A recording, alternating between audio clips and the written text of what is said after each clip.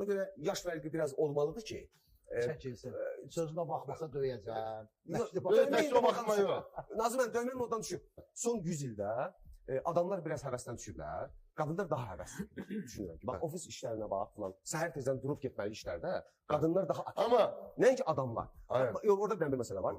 Yəni son 100 ildə qadın adama rəqib kimi baxa bildi.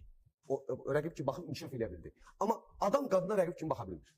Biz qadına zərif, incə məxluq kimi, ana, bacı kimi baxırıq deyə heç vaxt biz qadına rəqib kimi baxa bilmirik. Bəli. Ona görə qadınların çənəsi bizim qulaqlarımızda həmişə cingildəyir.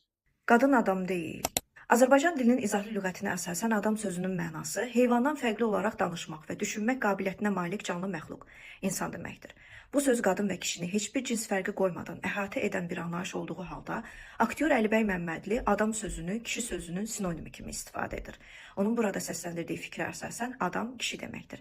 Qadın isə bu kateqoriyaya daxil deyil. Aktyorun məhz bu ifadəni seçməsi heç də təsadüfi deyil. Bu, qadınlara qarşı mövcud stereotiplərin təzahürüdür və ictimai şuurda cinsi ayrıseçkilik anlayışının normallaşdırılmasıdır. Aktyor bu ifadəsi ilə qadını insan olmaq anlayışından ayıraraq cəmiyyətdə ifrat maskulinizm zehniyyətini də gücləndirir.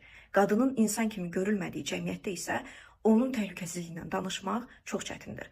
Məsələn, elə ATV kanalında yayımlanan rəngarəng verilişi zamanı qadınlarla bağlı səsləndirilən sözə baxmasa döyəcəm ifadəsi də burada işlədilən qadınlar və adamlar qarşılaşdırmasının mahiyyətini açır.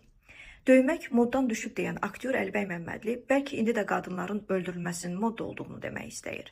Hər gün mediada qadınların zorakılığa məruz qalması və qətlə yetirilməsi ilə bağlı xəbərlər oxuduğumuz bir dövrdə bu cinayət hadisələrini zarafat obyektinə çevirmək, qətlə yetirilən həmin qadınların ruhuna və zorakılığa məruz qalan daha minlərlə qadına qarşı hörmətsizlikdir. Bu verilişdə zorakılıq o qədər adi və qəbul olmuş bir hal kimi təqdim olunur ki, artıq televiziya efirində bu barədə gülərək danışmaqda da heç bir problem görülmür.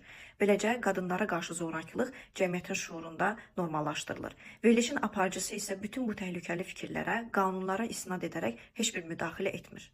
Üstəlik, qadınların sosial həyatda aktivliyini onların kişilərlə rəqabətin nəticəsi kimi təqdim edən aktyor görünür konstitusiyanın prinsiplərini də nəzərə almaq istəmir.